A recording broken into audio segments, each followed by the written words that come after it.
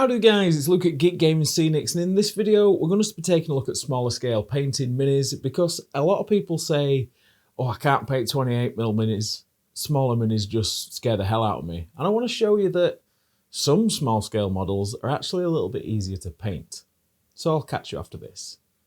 This video is sponsored by Serious Readers. So guys, painting smaller scale models isn't as hard as you think. There's a few things we need to look at, and I've been practicing a couple of test schemes just to see what I can do, what I can get away with, whether contrast work, whether painting the old way is better, just to see which is the most efficient way to paint the models so they look the best on the table.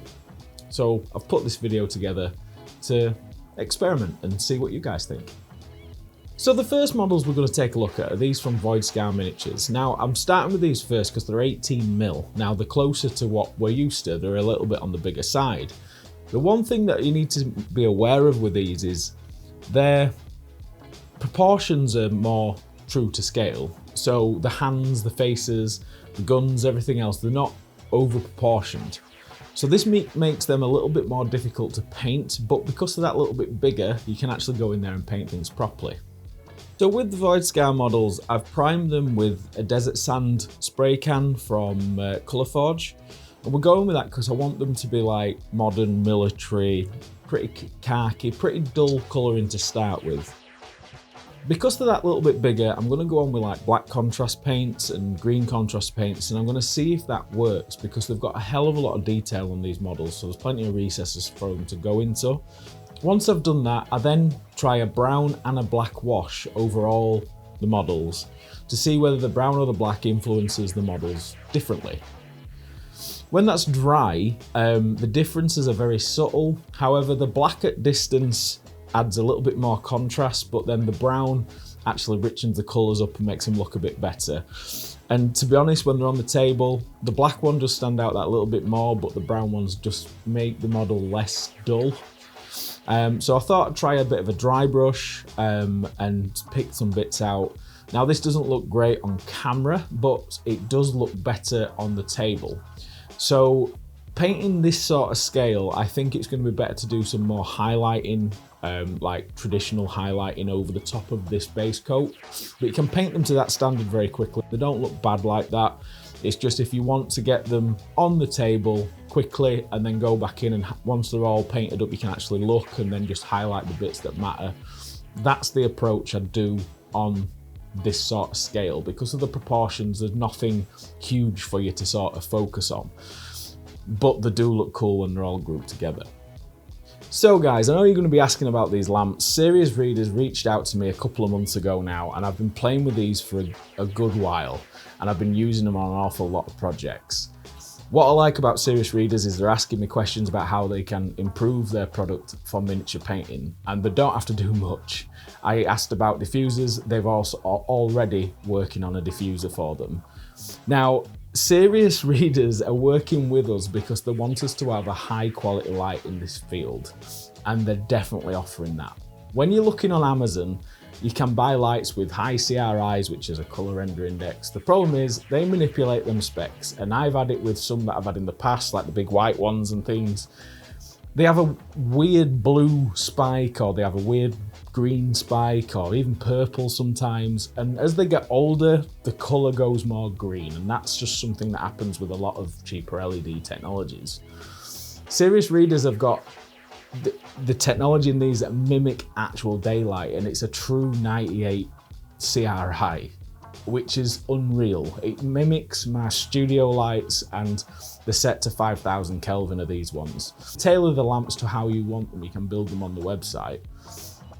Now there's multiple reasons why I prefer these for miniature painting over the other lamps that I've used, and it's because fully adjustable heads, you can put them wherever you want, but you can focus the light, so you can have one as ambient and you can focus the light on the model. Now with smaller scale models, you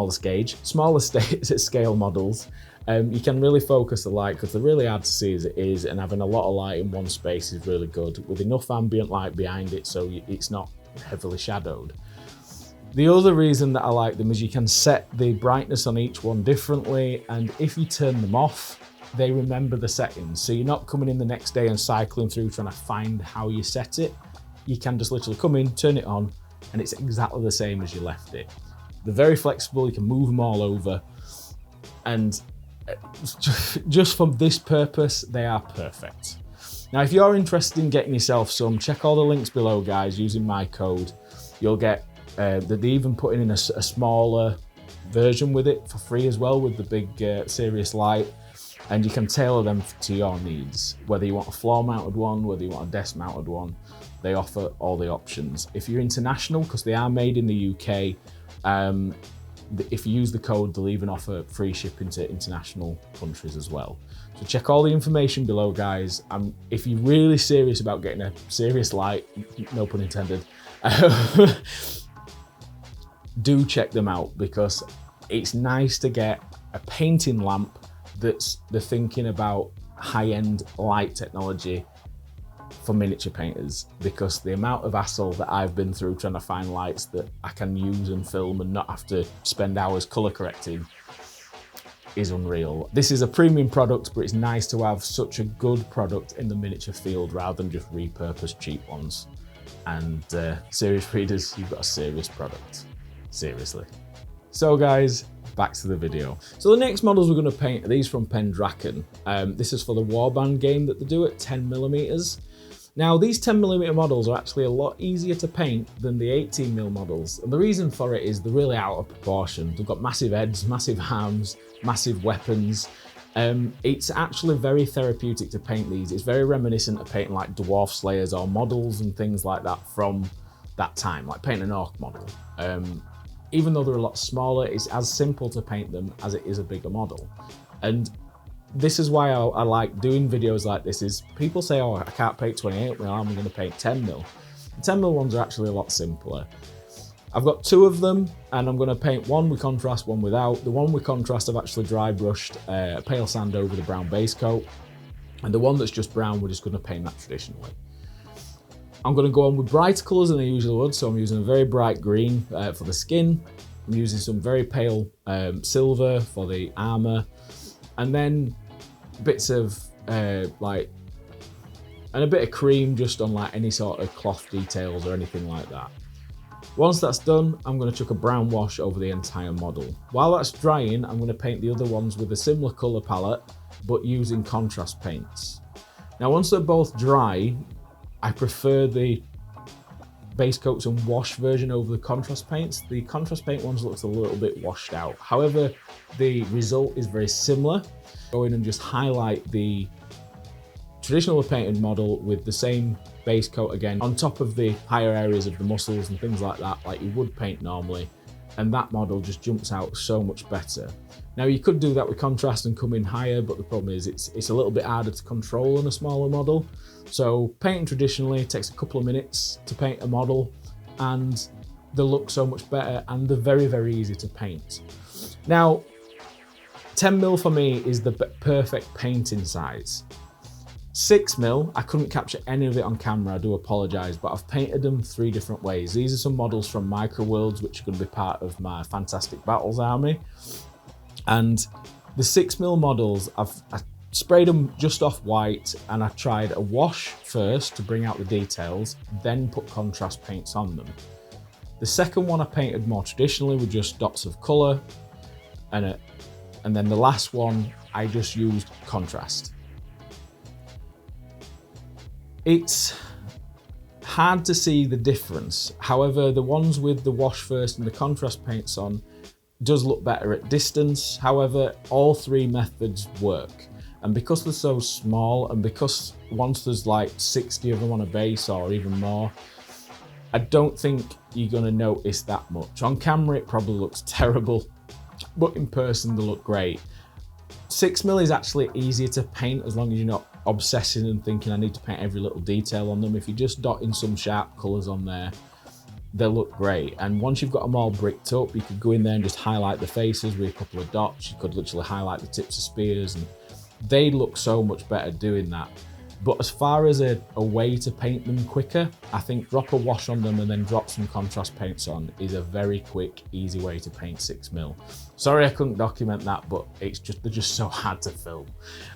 But that's what I'd say for small scale painting. My problem is though, I really enjoy painting 10mm models and I love the look of them, But when you're playing games, I really like the look of 6mm because 10mm has character and you can see it, but it looks very much like a big game shrunk.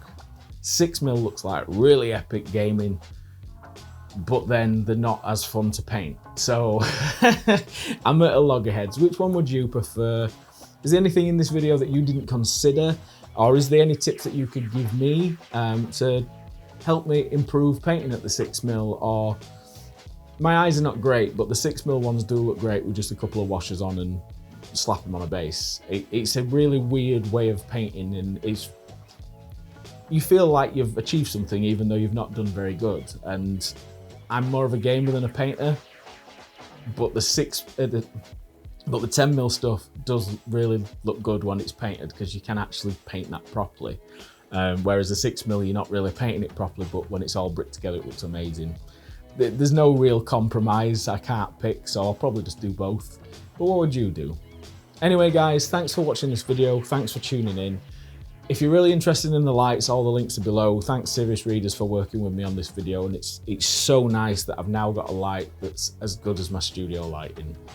So check them out, really do. It's nice that we're getting a premium product in the painting space because we're normally lacking in technology, and this is something really nice.